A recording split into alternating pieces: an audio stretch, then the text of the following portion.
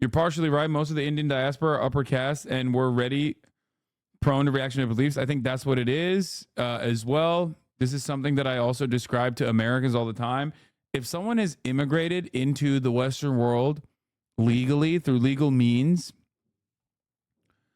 oftentimes they were able to do so because they are already the 1% of their own country and therefore will, represent their class interest. They're usually rich, myself included. You know what I mean?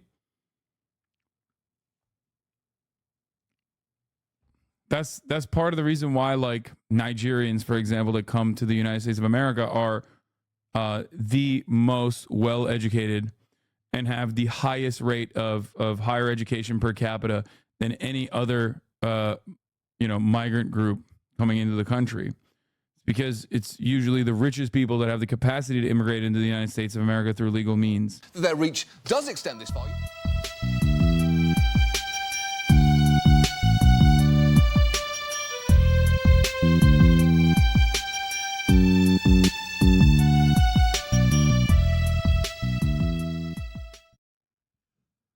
That's awesome.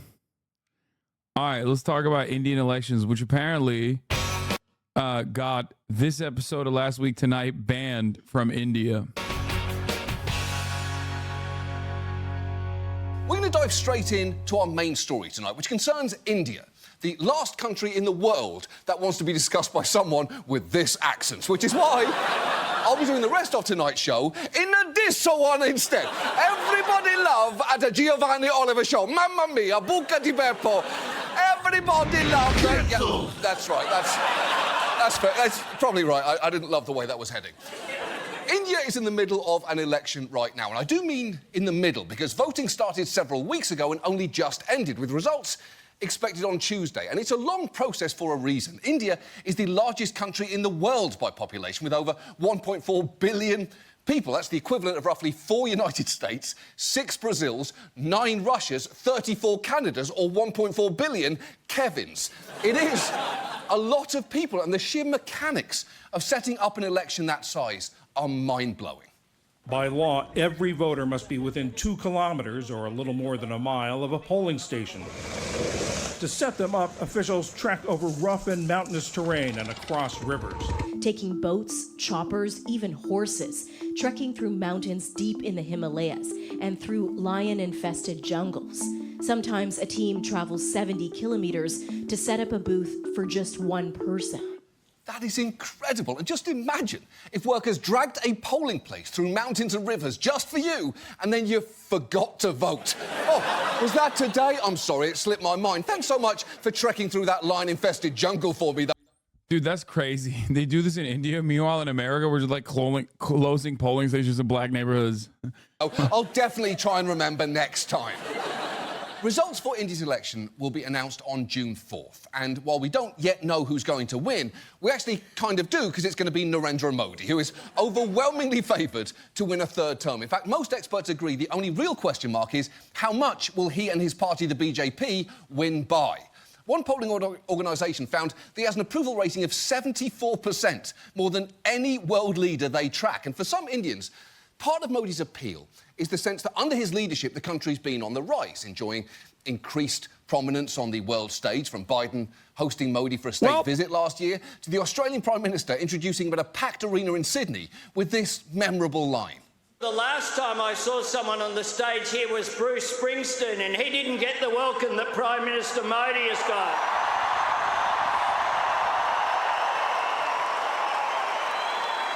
Prime Minister Modi is the boss. OK, that is some weapons-grade arse-kissing there, and also a pretty strange way of transferring titles. Yeah, Bruce Springsteen... Hey, put some respect on Elbow. Put some fucking respect on Elbow's name, mate. He's not just a cock to India. He's a cock to fucking American interests too, mate. And the English. Springsteen didn't get this reaction, so you're the boss now. You also got a bigger reaction than Madonna, Luxembourg's Henri Guillaume and Lizzo. So by the transitive property, you're now Queen of Pop, the Grand Duke of Luxembourg, and 100%... I just love saying Elbow. Elbow, fucking Albanese. Elbow. That bitch. Yet despite Modi's popularity, there are some major causes for concern. If you're thinking, well, haven't you talked about this before? You're half right, because we've actually covered Modi twice before, once 4 years ago, and once for our very first episode, which was, based on this photo, 200 years ago. And those episodes actually stand up pretty well. In fact, I asked my staff to pick a clip that they feel is representative, and they tell me that they found the perfect one, so go ahead and roll it. Hitler is the only one who stepped up and got it done, and for that I say, way to go, Hitler. Whoa, whoa, whoa, hold on, that needs a lot more context around it. Fuck you for choosing that. Very basically, what we explained in those episodes is that Modi's party, the BJP, has a long history of espousing Hindu nationalism, essentially rejecting India's history as a pluralistic nation and trying to push it toward becoming an explicitly Hindu one. It's long been affiliated with a paramilitary group called the RSS, whose early leaders admired Hitler. And that, for the record, was the context for that joke. It was a pretty good Hitler joke. So good, in fact, I'm guessing even Hitler would have said, way to go, John. And please do not take that image out of context as well. We also talked about how, over the course of Modi's rise, he's chosen to be strategically quiet about his pseudo-authoritarian, pro-Hindu vision of India. But there's been a noticeable shift in his rhetoric during this election season, because his speeches have started to contain overt anti-Muslim statements, like this one, in which he claims that if elected, his rival political party will hand over the country's wealth to Muslims. The earlier government said the Muslims will have the right over the resources of the country. What does this mean? This means they will gather all the wealth and give it to the people who have more children. They will distribute it among the infiltrators. Do you think your hard-earned money should be distributed to the infiltrators? Do you accept that? That is Modi referring to India's Muslim citizens as infiltrators. And that's not the only troubling sign. The BJP's produced Don't you love how fucking universal fascism is? I mean, it is the closest you will ever get to a monolithic understanding of the world. It's just, you know, sometimes the outgroup is a little different, right? Well, in many instances, it's always Muslims, but like, it's the same shit. All the way down to Adolf fucking Hitler, dude. Every single time. Same strategy. This is literally just like, substitute this with like Israeli politics. Substitute this with any number of different European right-wing politicians. Substitute this with American politicians. Incendiary videos like this one showing a bird-labelled Muslim being planted in a nest and then consuming all the funding while the other birds get nothing. And look, that's already ugly enough, but it's also coming at a time when Modi and his party have seemed increasingly comfortable threatening democratic institutions by, among other things, stifling political opposition and freedom of the press. In fact, on multiple fronts, India seems to be sliding toward authoritarianism. So given that, tonight, let's check in on Narendra Modi, what he's been doing in office and what he might do next. And let's start with why it seems so likely that he's going to be re-elected. Some of his popularity comes from the very real advances that India's made under his leadership, especially when it comes to infrastructure. He initially campaigned on issues like expanding access to sanitation and water facilities and has invested billions in a nationwide upgrade of the country's roads, railways, airports and seaports. On top of that, there have been programmes to alleviate poverty for which some citizens do thank him personally. 60% of the population benefits from Modi's food distribution scheme, which he has pledged to renew for another 5 years. Every month they give me 5 kilos of rice and flour. If Modi is no longer the head of the country, I don't think we'll get any help, and that scares me to death. We want Modi in power, not anyone else. Yet you can see why people might love him for that. I like the framing on it is a scheme. We do this in Turkey with Recep Tayyip Erdogan too, for the record. Okay? And I always try to see, there's Turks in the chat, immediately went, amına koyayım Tayyip çıktı adam. That's not a bad thing that he's doing. It's not bad when Recep Tayyip Erdogan does it. It's not bad when Modi does it. The bad shit is all the other stuff. Okay? Food distribution is not a bad thing. It's a good thing. It's a good social safety net. It's a good social policy. And it's a very popular one. The counter to that is to promise the exact same, if not more, social safety nets and policies. Especially since the grain literally arrives in a bag with his face on it. Which feels a little egotistical. It'd be like if Lyndon Johnson signed the Food Stamp Act of 1964 but insisted that food stamps be rebranded as Lyndon's Lucky Yum Yum vouchers. That's still a good programme, but I don't know, man, maybe turn it down a notch. And that's not the only way that Modi has tried to take credit for progress on his watch. Up until this election began, some train stations had Modi... No, it's standard in India to call it welfare schemes. There's no negative sentiment attached to the phrase. Oh, just the framing of it wasn't negative. There's no negative connotation. Because there is a negative connotation associated with, like, that kind of welfare initiative in Turkey. Like, that is oftentimes seen as, like, buying votes, basically. That's what the opposition parties used to say, which I think is, like, weirdly neoliberal for no fucking reason because it's, like, anti-populist. I guess scheme only has a negative connotation in America. Okay, that makes sense. Stay scheming type shit. Selfie booths where you could take a picture with him and symbols of his achievements, from India's space program to a giant tap representing water connections to a huge bottle of COVID vaccine. It was his not so subtle way of making sure that you associate his face with all of India's wins. Kind of like how Trump makes sure that his name is on all of his products and Elon Musk modelled all of his Cybertrucks on his weird penis. I'm not body shaming. I'm just saying his penis does look like that, including the wheels. And that's what he wants you to think about the next time you see one slowly rolling into a tree whenever it rains. Although, I will say, sometimes Modi's tendency to take credit for things can be a bit of a stretch.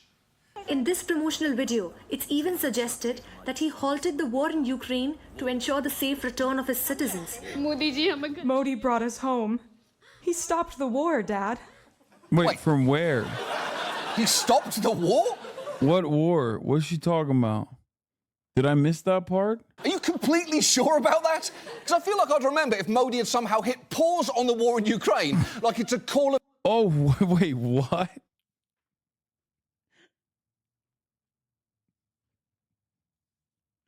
Modi stopped the war in Ukraine?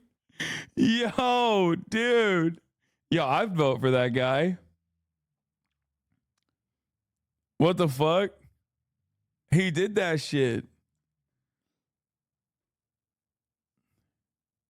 The India-Ukraine-Russia ceasefire of 2023, read a book. Dude, that's so sick. India's so good at propaganda right now. It's insane. I mean, it seems kind of crazy because I don't know if that's really good propaganda or really bad propaganda. I guess it's good propaganda if people believe it. ...of duty game, and his mom just called him for dinner. Now, a key thing Modi likes to brag about is his economic record. On his watch, India has grown to become the world's 5th largest economy. It's almost twice as big as it was, and its stock market has grown... I would have known if Modi actually stopped the war in Ukraine because I watched So Sorry. And I did not personally see any So Sorry articles about Modi stopping the war in Ukraine. Threefold since he took office. But those numbers only tell part of the story here. For one thing, the economy was already improving before Modi took over, so he inherited an upward trajectory. And for another, the precise measures of growth that his government cites have been called into question, with even Modi's former economic aides finding the recent growth rates of 8% announced by the government mystifying. Similarly, while he claims he's lifted millions out of poverty, as this economist points out, that comes with a massive asterisk. So what the government has done is that it's changed how it is going to define poverty. I saw Sock Them on Twitter compare Modi to Teddy Roosevelt in a positive light. I think you mean No Opinion, who is the #1 dick rider of BJP in India. I don't think he's a Sock Them. It's using one multidimensional poverty measure, which is, shall we say, problematic, and which is designed to suggest that less and less people are poor. We have a very, very large number of poor, and all kinds of data are telling us that not only do we still have a very large number of income poor, but other kinds of poverty, like food poverty, may well be increasing. Right. Anyone can get rid of all poverty if you just change the definition of poor people to something... Wait, that's literally what isn't that what the World Bank did? Like, kind of? Something else, like, I don't know, fire hydrants or opposite snakes. And if you're thinking, wait, so there's been substantial growth and increasing poverty at the same time, the reason is, actually, hold on, I can feel that you're getting hung up on something. Opposite snakes are just arms and legs, no face or tail. Basically, 4 legs with things on the end and a butt in the middle covered with hair. Now, if you're wondering how growth and poverty can coexist, they live in the jungle, by the way. That's where opposite snakes live, just to get ahead of any habitat questions, OK? If you're thinking that growth and... Sorry, viewers at home probably can't tell, but it's got a little bit tense in here. So, quickly, I'll address as many questions as I can. How do opposite snakes eat? Through a vertical slit on the underside. What are its known predators? Badgers, mongoose, any of those gorillas they taught sign language to, bees, man, and dolphins. Like regular snakes, opposite snakes come from eggs, but their eggs are violent. They live for 85 years, they have tongue tails. The proper collective noun is a nightmare. A nightmare of opposite snakes is hound. Oh, God, it's so fucking long. This capybara. Their meat's inedible, their skin's toxic, and their bones are haunted. If you have any other questions about opposite snakes, you can just go to oppositesnakes.com to learn more. Anyway, what are we talking about? Oh, that's right. If you're wondering how there's been both substantial growth and increasing poverty, that is because India's economic gains have been widely unequal. By some estimates, just 1 million people now control around 80% of India's wealth. And as they've gotten richer, much of the country has gotten poorer, even with all those bags of grain with his face on them. Under Modi, the country has fallen in the Global Hunger Index and now sits below North Korea and war-torn Sudan. And you would think that all of this would be fertile ground for Modi's critics to exploit.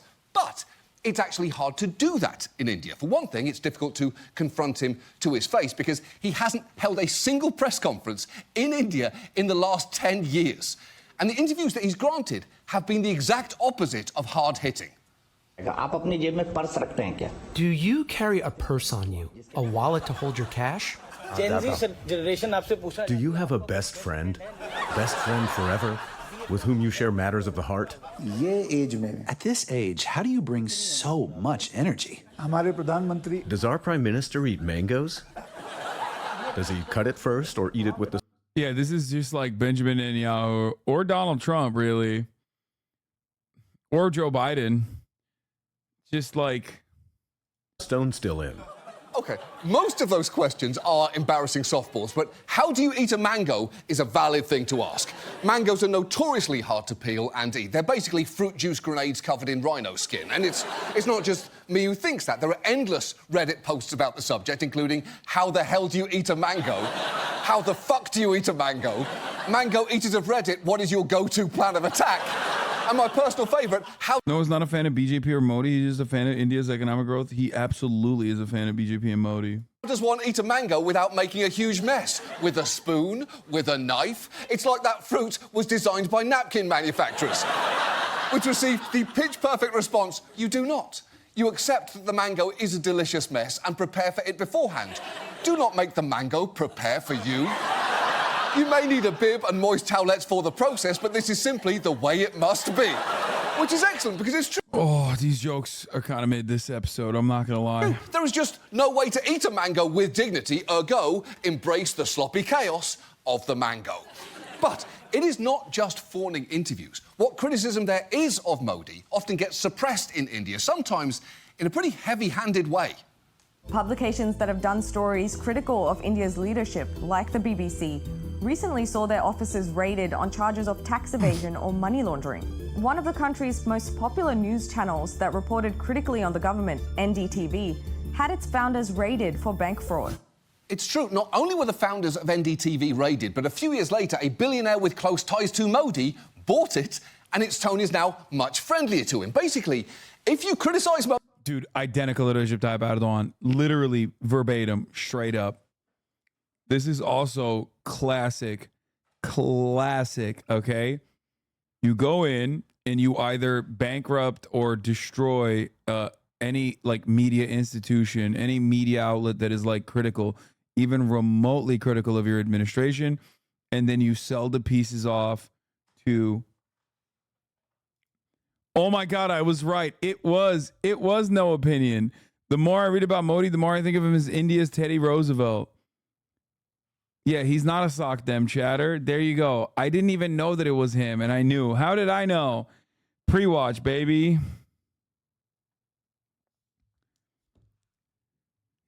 oh God, he is like allergic to good takes, bro. He is a permanent bad take machine. Modi, there's a pretty good chance that things are going to get very Orban does this too, like one for one. Yeah, it's typical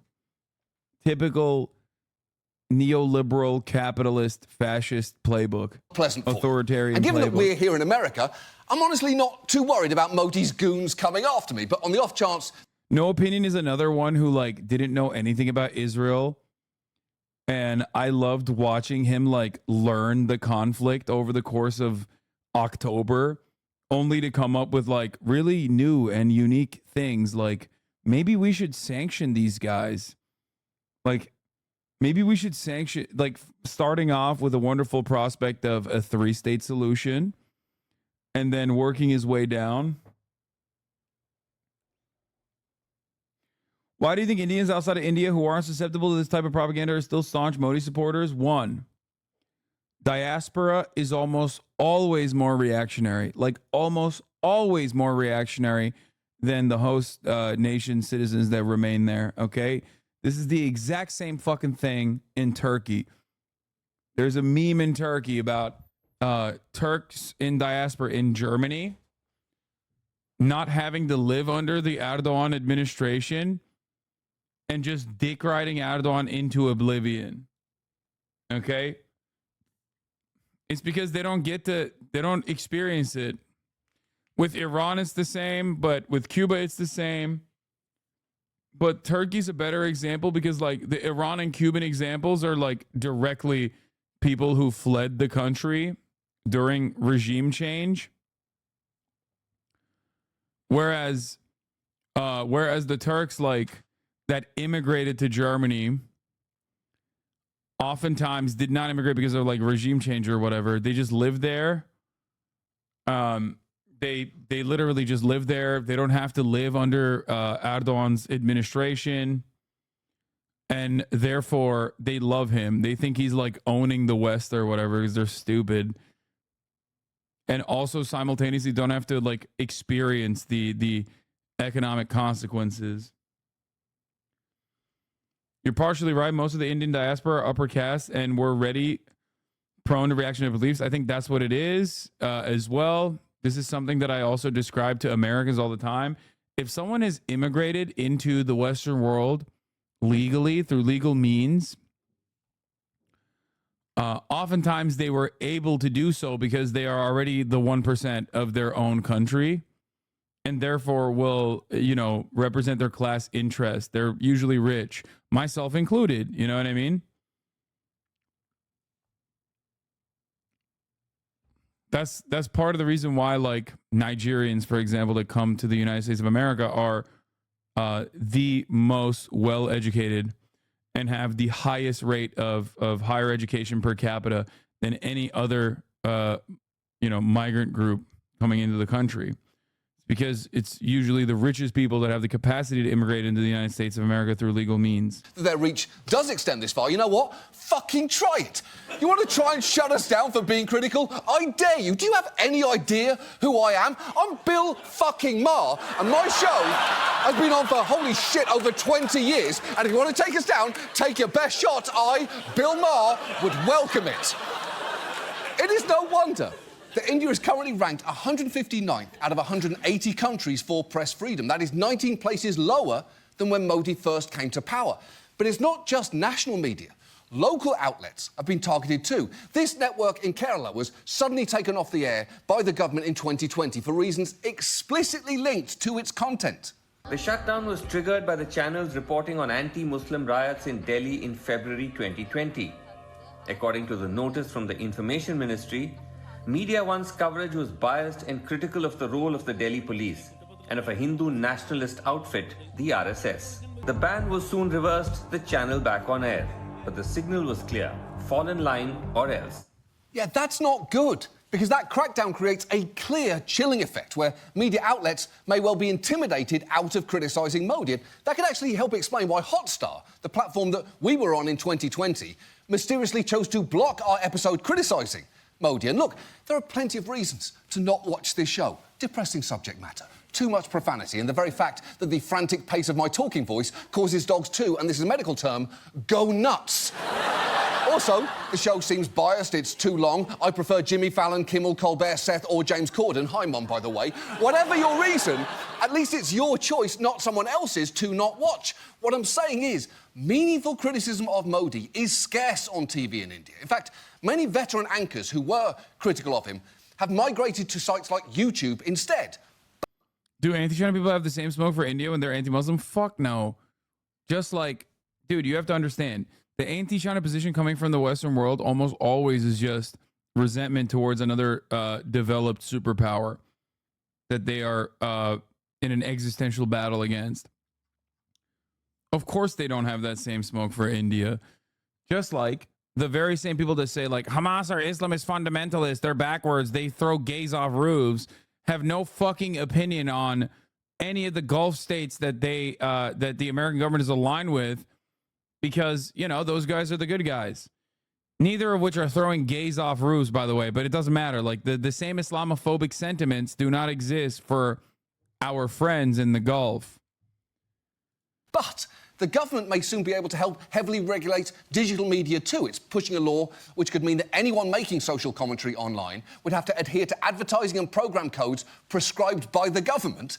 Meanwhile, an amendment is working its way through the courts, which would establish a fact-check unit, allowing the government to identify fake news about itself and order it to be taken down.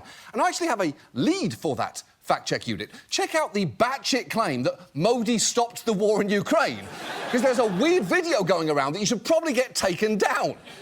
And it's not just the press who found it hard to take on Modi. The same goes for his political opposition. He's currently facing off against a coalition called the Indian National Developmental Inclusive Alliance, or India for short, a monumentally weak name for a coalition. The first I in India stands for Indian. It'd be like if the H in HBO stood for HBO, which it obviously doesn't. It stands for Hank, Hank's box office. The India coalition is led by the Congress Party, the face of which is Rahul Gandhi. And while his party never stood a realistic chance of challenging Modi, even so, its campaign has been significantly hampered by the fact that just weeks before this year's election began, tax agencies moved to freeze their bank accounts. And on the same day that that was announced, the head of one of India's other opposition parties was arrested. And look, those could be just more lucky, complete coincidences for Modi, except... Is Modi going to win? Well, newsflash, he did, but not by the margins of victory that everyone thought he was going to win by. So it is seen as a bit of a defeat, as a matter of fact, because he couldn't maintain majority. For the fact that over the years, multiple politicians who've opposed the BJP have found themselves facing charges of fraud or financial malfeasance, only for those charges to suddenly stall or be dropped when they switch parties and join the BJP instead. There's even a term for this, the washing machine, where supposedly dirty politicians come out clean once they switch sides. And it is a completely open secret there. One opposition politician who joined the BJP in 2022 left the cat out of the bag when he said he sleeps easier now that he's a member of the ruling party. I also had to switch to the BJP. Now I'm stress and tension-free. All is good. No official inquiries, no investigation, and I can sleep peacefully. I'm tension-free. Wow! It is so universally understood. Everyone in that audience laughed, and laughed so hard. Honestly, I'm a little bit jealous. It kind of makes me wonder if I should have spent our last show admitting to political corruption instead of... What were we talking about? Wait, corn? I did 25 minutes on fucking corn? And people watched it? What exactly is this show? But in general, and to put it mildly, it seems good to be on Modi's good side and very, very bad to be on his bad side. And that brings us back to his attacks on Muslims. As I mentioned earlier, he and his party are adherents to Hindu nationalism, or Hindutva. It used to be a fringe ideology, but is now mainstream, and it's been said nobody has done more to advance this cause than Prime Minister Narendra Modi. And Muslims, as India's largest religious minority, have borne the brunt of this.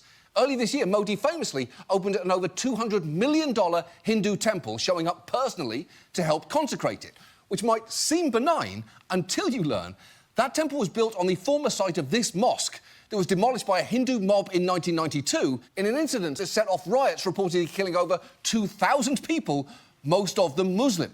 So it's a sight of tremendous pain for Indian Muslims, and the symbolism of opening a temple on that exact spot has been called the crowning achievement of a national movement aimed at establishing Hindu supremacy in India.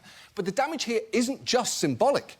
In the climate that Modi stoked... Bro, India is so massive. It's like 2,000 is like the tiniest pogrom. By Indian standards. Muslims have been lynched by Hindu mobs over allegations of eating beef or smuggling cows, an animal considered holy to Hindus. And then there's been this. Muslim-owned buildings are literally being bulldozed in what the government calls a crackdown on illegal construction and accused criminals, a brand of bulldozer justice all too common in India. That is awful, and it's happening so much now that bulldozer justice has become a commonly used term.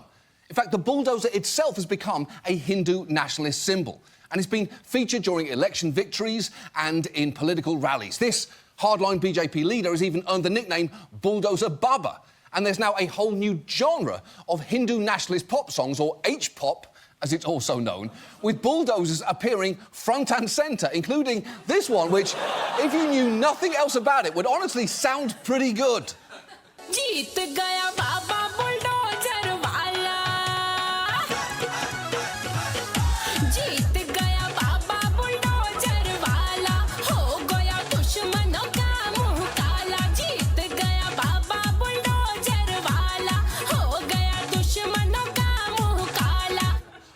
I hate what she's saying, but the way she's saying it is undeniably catchy. All that bulldozer video really needed was Bob the Builder shaking his ass to it. Oh, I'm sorry, did you not know about Bob? There were 2 dump trucks on that show, and the biggest one was in his overalls. I mean, this is straight Israel shit, bro. What the fuck? Across the board, all the way down to the bulldozers and what they're bulldozing. While Muslims are a minority in India, there are still 200 million of them, the equivalent of nearly 2/3 of the United States. And with anti-Muslim hate speech and violence on the rise, it is no wonder many are feeling increasingly targeted and in incredibly grim ways. Muslim shopkeeper Shamsher Ali feels like he's being pushed out. Anything can happen at any point. That is the amount of hate now. Violence against Muslims is on the rise. A Delhi police officer was caught on camera last month kicking a group of Muslim men praying by the side of the road. The video went viral. The officer suspended. Another police officer arrested for killing 3 Muslims on a train, praising the prime minister while standing over their bodies. Yeah.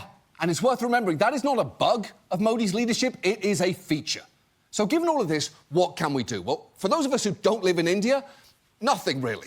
Also, asking a British person what should we do about India is a little bit dangerous, as we tend to have quite a lot of ideas, none of which should be listened to.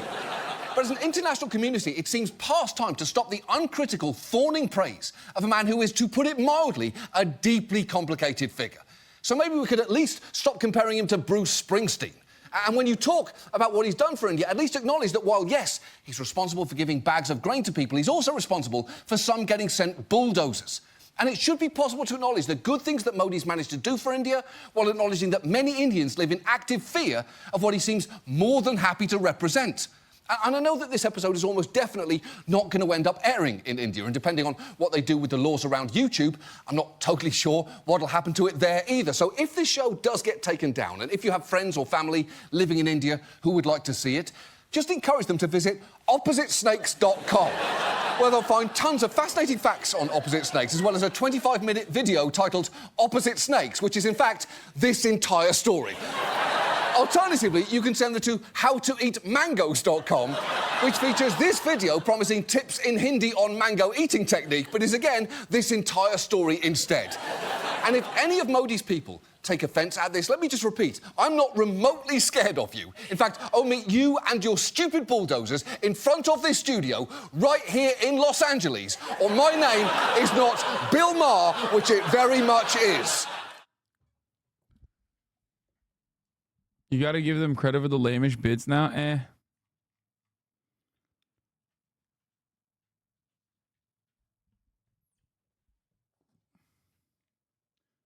Where's the same smoke for Israel? I mean, he has covered Israel quite a bit.